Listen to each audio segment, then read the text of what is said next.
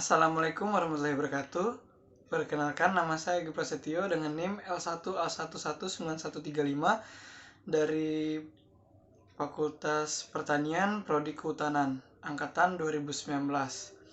Baiklah, dalam video kali ini saya akan menjelaskan mengenai materi perbanyakan generatif.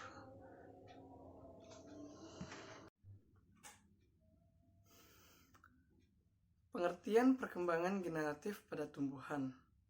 Perkembangbiakan generatif pada tumbuhan adalah perkembangbiakan secara seksual melalui perkawinan yang dilakukan oleh tumbuhan berbiji.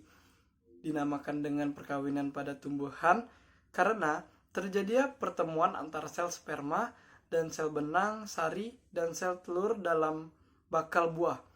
Ciri-ciri dari perkembangan biakan generatif pada tumbuhan adalah tumbuhan tersebut mempunyai bunga, mempunyai biji, mempunyai alat kelamin jantan dan alat kelamin betina. Proses terjadi perkembangbiakan generatif dimulai dengan terjadinya penyerbukan dan pembuahan. Penyerbukan ialah proses jatuhnya serbuk sari pada kepala putik, adapun pembuahan yaitu proses peleburan gamet betina dan gamet jantan. Alat yang digunakan dalam perkembangbiakan generatif pada tumbuhan seperti bunga merupakan salah satu alat perkembangbiakan secara generatif yang mempunyai alat kelamin berupa jantan dan betina. Putik merupakan kelamin betina, sedangkan benang sari merupakan kelamin jantan. Bunga mempunyai bentuk serta susunan yang beraneka ragam. Beberapa bagian bunga dimiliki oleh sebagian besar bunga. Perkembangbiakan tumbuhan generatif pada tumbuhan dimulai dengan adanya tahap penyerbukan yang dilanjutkan dengan pembuahan.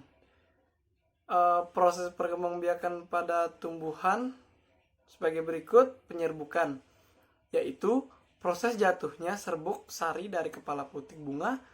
Proses berlangsungnya penyerbukan ini bisa terjadi melalui bantuan udara, air, hewan, maupun manusia. Serbuk sari pada proses penyerbukan bisa berasal dari satu bunga atau penyerbukan bunga itu sendiri, bunga yang lain dalam satu tumbuhan atau penyerbukan tetangga, bunga yang lain masih satu jenis atau penyerbukan silang, dan bunga lain yang berbeda namun masih satu variasi atau penyerbukan bastar. Pengertian pembuahan. Selanjutnya pembuahan. Pembuahan yaitu proses terjadinya pertemuan antara serbuk sari dengan sel telur. Proses pembuahan pada bunga akan menghasilkan calon tumbuhan yang baru yang biasanya ada pada biji buah. Buah yang sudah matang atau masak akan jatuh dari pohon dan terbawa oleh makhluk hidup lain seperti manusia, hewan. Sedangkan biji yang terbuang, apabila dalam kondisi yang tepat, akan menjadi tumbuh kecambah yang baru menjadi tumbuhan yang berkembang biak secara alami menjadi tumbuhan dewasa. Proses penyerbukan dan pembuahan pada tumbuhan akan terus berlangsung dengan adanya proses perkembangbiakan generatif pada tumbuhan ini. Maka, tumbuhan akan menjadi banyak dan terhindar dari kepunahan, serta terjaga akan kelestariannya. Selanjutnya, jenis-jenis penyerbukan. Proses penyerbukan pada perkembangbiakan tumbuhan secara generatif yaitu penyerbukan menurut asal serbuk sarinya dan penyerbukan menurut perantaranya. Dalam perbanyakan secara generatif, biji adalah bahan utama yang digunakan sebagai alat perbanyakannya. Biji sengaja dibenihkan agar tumbuh menjadi bibit yang diharapkan. Biji juga dapat tumbuh secara alami di alam. Mekanisme dalam perbanyakan generatif ditandai dengan adanya pembuahan. Pembuahan tersebut berasal dari peleburan antara sel kelamin jantan dengan sel kelamin betina, kemudian menghasilkan zigot yang akan tumbuh menjadi tanaman yang baru dan berkualitas. Salah satu tujuan perbanyakan tanaman dengan memakai biji adalah untuk mendapatkan sifat-sifat baik tanaman seperti akar yang kuat dan tahan hama, serta penyakit. Reproduksi secara generatif biasanya terjadi terhadap tumbuhan berbiji, baik terhadap tumbuhan biji tertutup maupun biji terbuka. Pada reproduksi generatif diperlukan dua sel.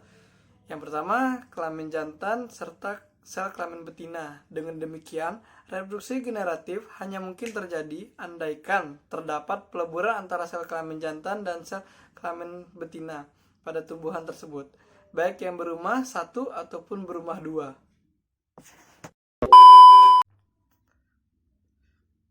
Cara perkembangbiakan tumbuhan secara generatif dapat dibedakan menjadi 4. Yang pertama, konjugasi.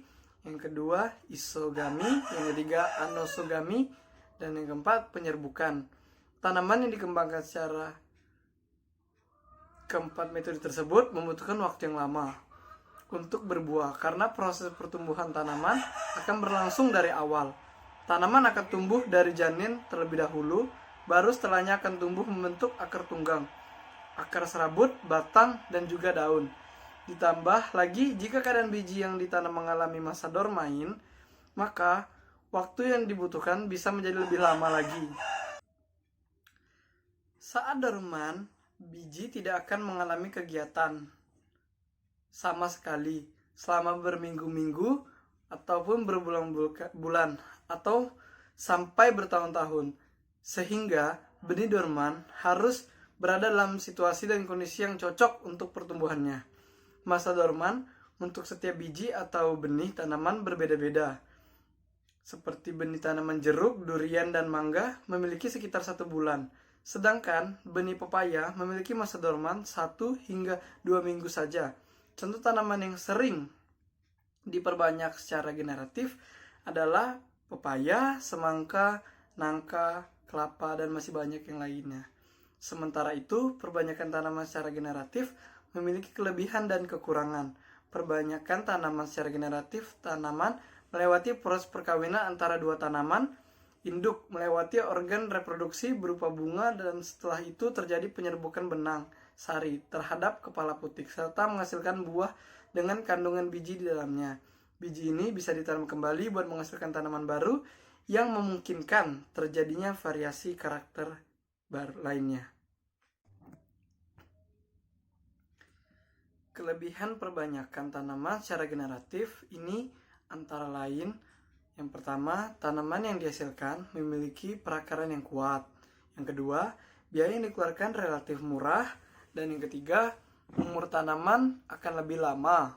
Keempat, dapat menghasilkan varietas baru, yaitu seperti cara menghilangkan kelemahan perbanyakan tanaman secara generatif. Antara lain, 1. Tanaman baru yang dihasilkan belum tentu memiliki sifat yang sama dengan induknya. Yang kedua, varietas yang baru muncul belum tentu lebih baik.